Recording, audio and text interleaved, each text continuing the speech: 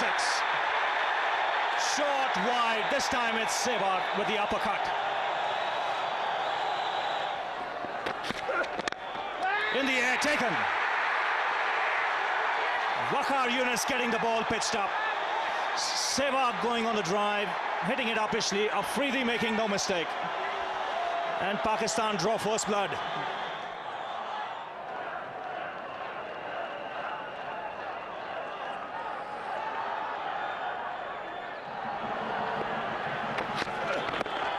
That's wrapped on the pads. That is close. Easy take up. That was always going to be out. Caught on the crease. A double break here for Pakistan. And they're right back in it.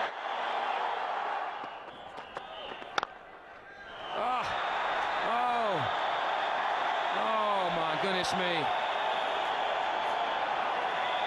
Beautiful. If he just watches follow through after he's played this shot, you can see he's enjoyed this one immensely. Look at that.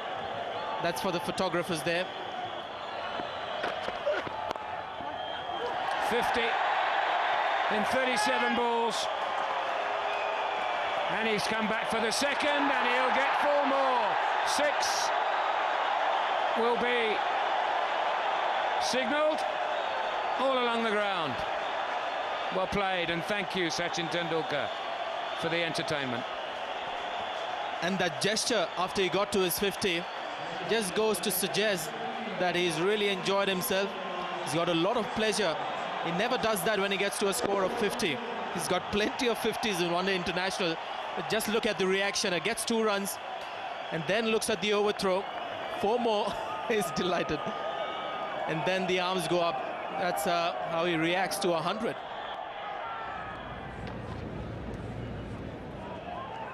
But after 16 overs, there's more drama. Leg cramps are able to do what the Pakistani bowlers couldn't. Across all India, prayers are made and heard. The little champion continues past yet another landmark and towards 3 figures.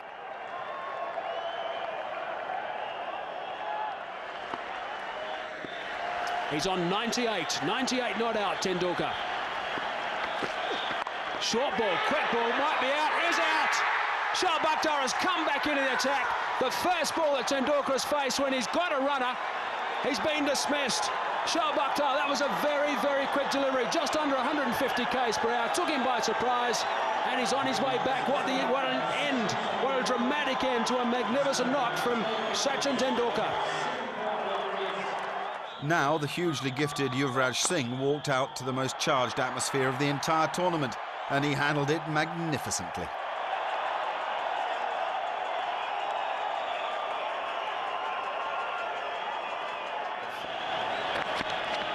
Short ball, has he put it away? Yes, he has, that's it. India have done it. A boundary to finish things.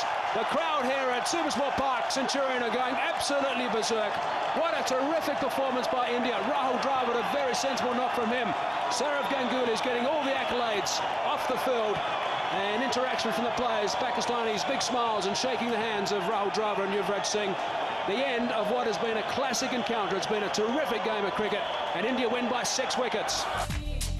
The stuff of comic books. In the final analysis, it came down to the confrontation between Tendulkar and the famous Pakistani fast men. And Sachin Tendulkar won the day.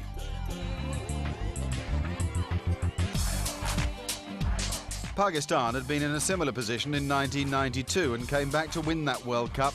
This time, a revival seemed less likely, thanks to you-know-who. Sachin, thank you for entertaining us today. Yeah, this has always been a special game for us, and it's the 4th World Cup. We've beaten them in a row, and you know, nothing means more than this to us. I think we're very excited about the victory, and I'd like to congratulate all the teammates.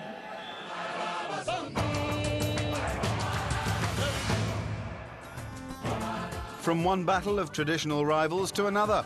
Australia had embarrassed England during the recent Australian summer, and now they sought to knock the Poms out of the World Cup. And again, and a magnificent shot that time, 2 short from McGrath. You don't often see him bowl in that short. What a lovely shot.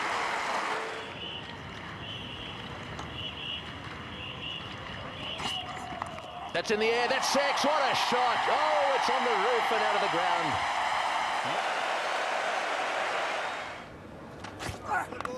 Oh, that's beautifully hit. This time it's in front of square, and the 50 comes up in very nice fashion. That's a lovely shot. McGrath and Lee had been smashed everywhere. Bickle was the fourth string. It shouldn't have been a problem. It surely was.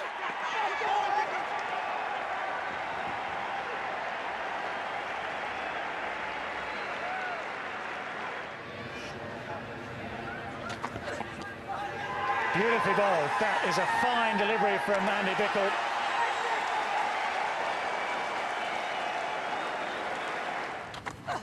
Oh, wonderful bowling from Andy Bickle.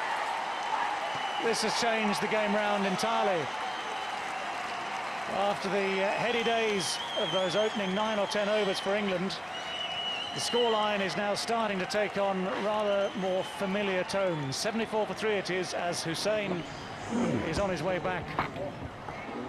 Andy Bickle then, starting his last over. He won't want this spell to end. Not now, he won't. There's his 7th wicket. 9.1 overs, no maidens, 7 for 18 now, Andy Bickle's figures.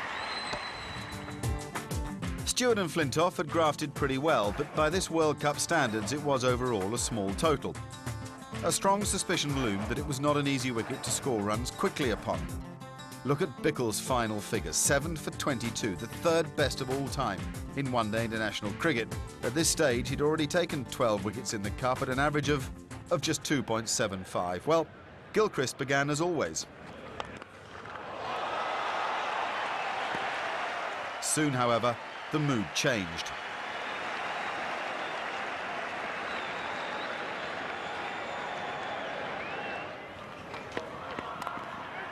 Up and over and straight to third man. Michael Vaughan has taken the catch at the second attempt. This one's up in the air as well. I think that might be Vaughan down there again. This time he's got it no problem at all. Caddick's got 4, Australia are 48 for 4, and England are right back in the match.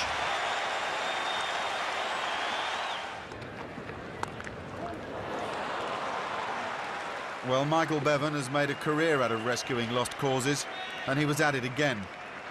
The problem for Bevan was finding someone to stay with him. Oh, he's got him, that's a great catch. Cotton bowled beautifully done by Giles. Wickets were falling all over the place. Yes, he's got him, caught behind, bottom edge, up goes the finger.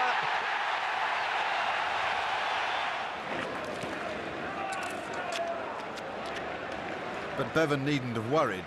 Andy Bickle was having the game of his life. It's the sort of thing Andy Bickle can do. Can bat, he's made 100 for Worcestershire in the county competition, he's made 100 for Queensland, he regularly gets runs for Queensland down the order. Fine shot, that's 4. Straight down the ground.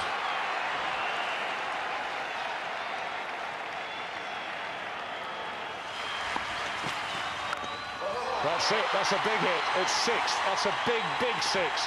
Has hit the top of the sideboard. Andy Bickle has just had a swing at that. It's in the right area. He swung and it is flown away.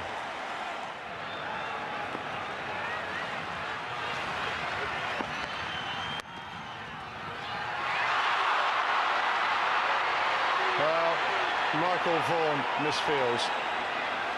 What can I say? Straight to you.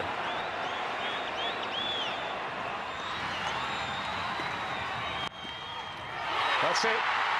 Michael Bevan hits the full toss through mid-wicket, and he steered Australia home yet again. England are left to stand and scratch their heads. How do we not win that?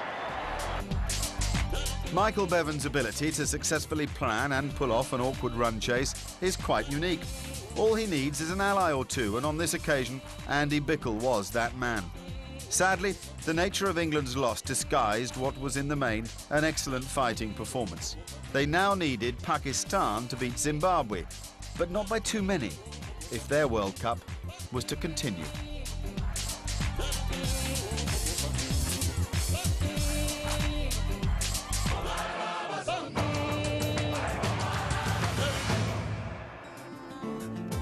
For Holland and Namibia, this was their last chance for a maiden cup victory. For Fyco Kloppenburg and Klaas-Jan van Noordwijk, this was quite a day. Well, that's it. He's taking the quick single. If he hits, he's out. He would have been run out. He's got his 100 and he's overjoyed. Not even looking to see if the second run was on. He was struggling to get there and he's done it. Oh, that's sensational. He's made the first ever century by a Dutch player in the World Cup. He gave it up as well. He gave it up about 3 meters before he got to the crease. If there'd been a direct hit, he was run out on 99. He got there, and look at the relief on his face. And they're going for the single. Well, he could be run out if he hits. He's missed the wicket, and he's gone to his 100. Can you believe it? Wow, fantastic. Great batting, and well done. Look at his teammates there, absolutely delighted for him. And the emotion is looking like it's getting a bit too much for Van Noordwijk. Maybe there's a little bit of a tear there. He's absolutely delighted. The game evolved into something of a run feast. Kloppenburg followed up his big 100 with 4 wickets, and Holland had their first World Cup win after 5 matches in Pakistan in 1996, and 6 more of them here.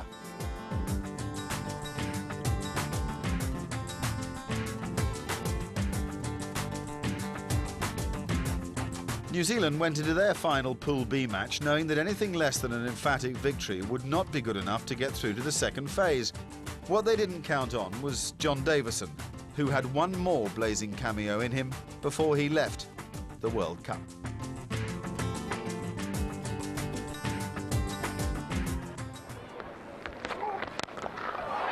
That's gone all the way. That's 6, a maximum for John Davison. The 4th over finishes on a high note for him. 21 now for no wicket. There he goes on the leg side. What a shot this is. It's gone behind the roof. Take a while for the ball to come back, but this guy is a sensation. Another good selection. Now this one is huge. I had a good look at it. It's hit nothing. It just landed into the practice area. I think there's another ground there. It's a clean hit. That's hit, no obstruction. 69 for 2.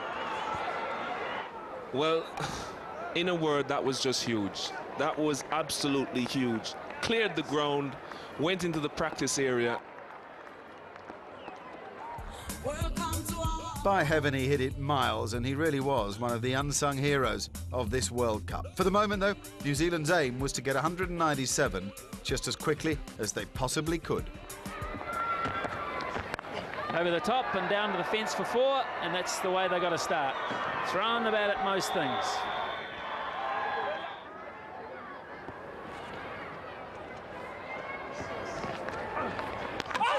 Stumped. Well and truly gone, Nathan Astle. It's good bowling, good piece of sharp keeping. New Zealanders sacrificing a bit here. And is this momentum coming at too high a cost? Straight up in the air, here's another one gone. McMillan starts walking back, safely taken. Push the panic buttons, it's 32 for 3.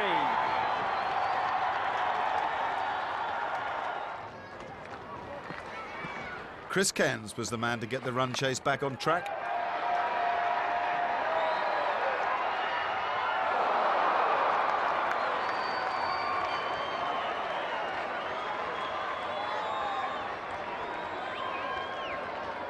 And Scott Styris and Chris Harris finished the job.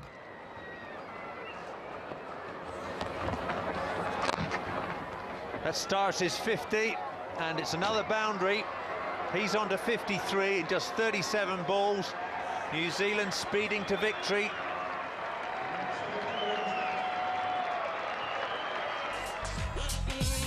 Canada could look back on their efforts with some pride, but for the one-off collapse against Sri Lanka, they had acquitted themselves really well. New Zealand, meanwhile, could do no more than wonder if reaching their target in 23 overs would be enough. With Kenya qualified because of their defeat of Sri Lanka and the points they earned from the forfeited game by New Zealand, it all came down in this group to South Africa playing Sri Lanka.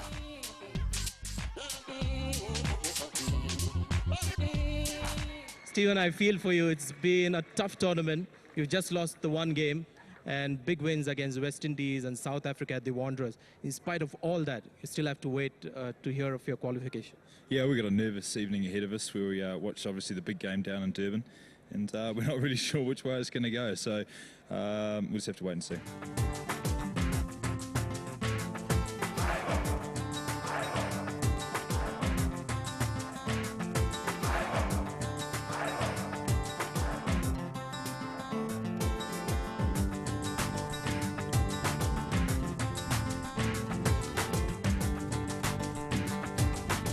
The South Africans' cup final had arrived early. Nothing less than victory was required. That is a fine stroke. That is really well played. Wasn't an out-and-out half a volley. Indication also of how good this track is. Fine stroke from Atapatu. Oh, great shot. Magnificently placed. Aravinda de Silva has lent into that one, and he's concentrated as he hit it on placement.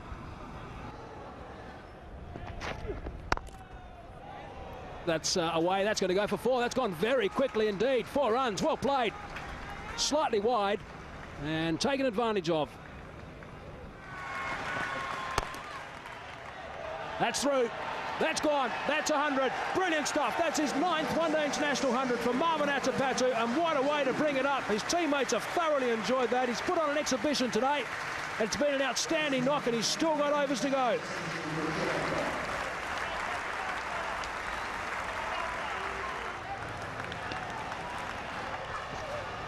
Oh, he's bowled him. He's moving around all over the place.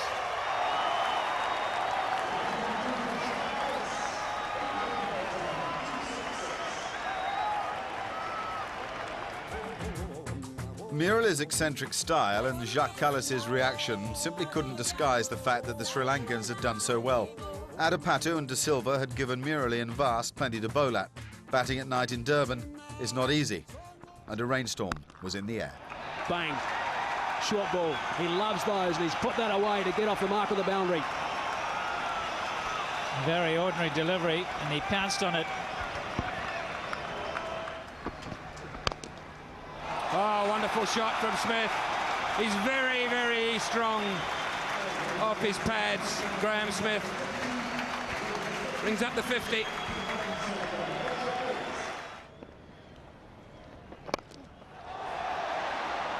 Straight down his throat, look at that. A long up first ball, and Smith holds out to deep mid-wicket. He will be desperately disappointed with himself. He's played quite beautifully, but what a way to go. Well, it's in the air, and it's 6. It's into the crowd. Over the top, it's square leg. That's his 50 as well. So Gibbs is turning it on here at Kingsmead. 51 or 57 and going well.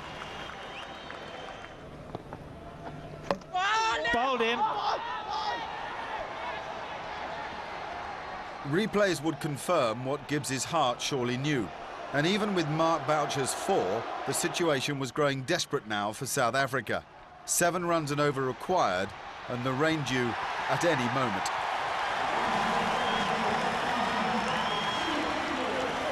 Here now Murali to Boucher.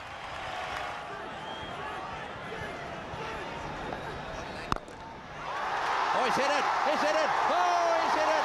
It's gone all the way! What a shot! Rain or no rain, this match is not over yet. The rain is pouring down. if they get themselves ahead in terms of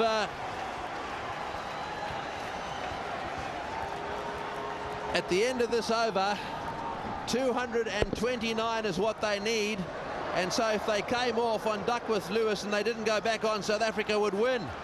So if they get one more run here, they're probably aware of it. There's one ball to go in the over, one more run and they can come off the ground if they do, and they get through. No run, but 229's enough, is it? That'll end up being a tie. That's not good enough to either of them. It's the end of the over, 229 for 6. Is it were the key two words. The confusion in the commentary box was mirrored out in the middle. Boucher too thought 229 was enough. He walked from the field. Pollock, Sean Pollock, the captain, knew the true story. After all that, South Africa were just one run short, and they were out of the World Cup. The match had been tied by the Duckworth-Lewis method. The hosts had gone. New Zealand were through. South Africa's superior run rate counted for nothing. The repercussions of their failure would echo through the Republic once the Cup was done. Shawnee, I don't know how well you've prepared for an answer, but I can't come up with much of a question. Yeah, it's got to rank up there as possibly the most disappointing thing. You know, so close again. 2 ties in the last 2 World Cups, and out of both of them. It's hard to describe. You know, the guys are gutted in the change room and very disappointed. You know, felt we deserved better on the day. But you know, that's cricket, and you know, we've got to wish the Sri Lankans all the best. I hope the rest of their World Cup goes really well. Just this whole Duckworth-Lewis scenario, were you guys aware of what was required at the end of that over? Was there any confusion there? Or? Yeah, Boucher had been given a message of 229, so he was pretty happy once he had got that. But you know, it's a difficult one too. You know, if we'd known it was going to stop after that over, it's a different kettle of fish. But there's a good chance we would have carried on for another 1 or maybe 2. So you know, you can look at all the ifs and buts of it, but at the end of the day, it doesn't really help much.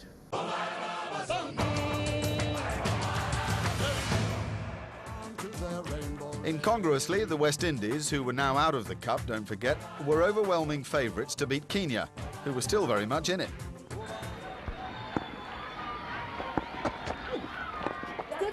Chris Gayle's got his 100.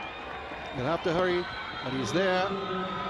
His 5th one-day international 100 for Chris Gayle.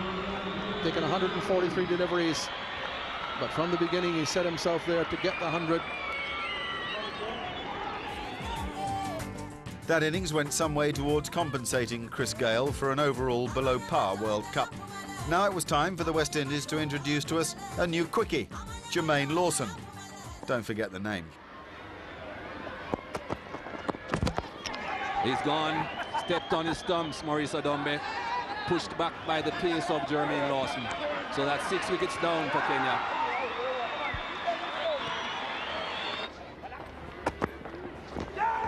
Oh, wow.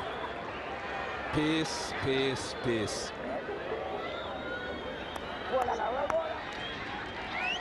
Well, Michael Holding was commentating and he loved it. Is the 21-year-old Lawson a throwback to the West Indies' glory days of fast bowling? Could he and Vasbert Drakes be a wonderful new ball partnership? What would the West Indies do now for those 2 points lost to the rain against Bangladesh? It just seems so unfair. Carl, you wanted to go out to the very last game with a convincing victory. You got that today? Well, yeah, the mere fact that I think while we're out of the obviously the Super Sixes, I think we can take a lot of heart from the way that we played this tournament. Sometimes we were a little bit patchy, but I think there were a lot of positives that came from this tournament. We've got to remain positive and prepare well for the Aussies in a month's time. And now, up north in Zim, the weather took a hand once more. Pakistan needed a colossal win, but first they had to get out on the field. Meanwhile, Zimbabwe needed to avoid defeat, and they were priming themselves for a big effort. After a delay, the score reached 73 for 3, but then the rain set in again and again, and it gradually became apparent that there wouldn't be any more play. The crowd were able to celebrate Zimbabwe's qualification for the second phase. Pakistan and England had both been eliminated. Pool A would be represented in the Super Sixes then by Australia, India and Zimbabwe.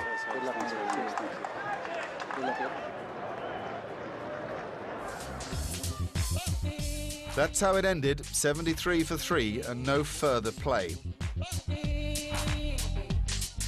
Waqar, unlucky, disappointing, but I guess the disappointments of this World Cup didn't start just today for the Pakistan team.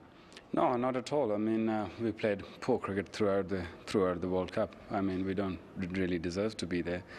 But good luck to Zimbabwe. I thought they played well. Unfortunately, the crowd couldn't see the game. It's a pity. What's the Zimbabwean dressing room like at the moment? The atmosphere and the team having now qualified? Oh, they're elated. To get to the Super Six is special. I think we've got to really work hard now.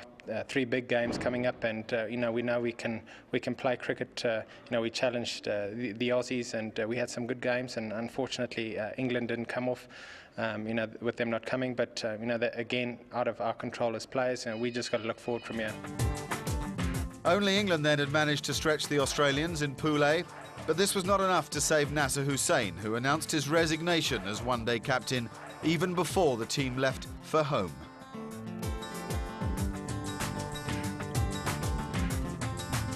In Pool B, the unlucky team was undoubtedly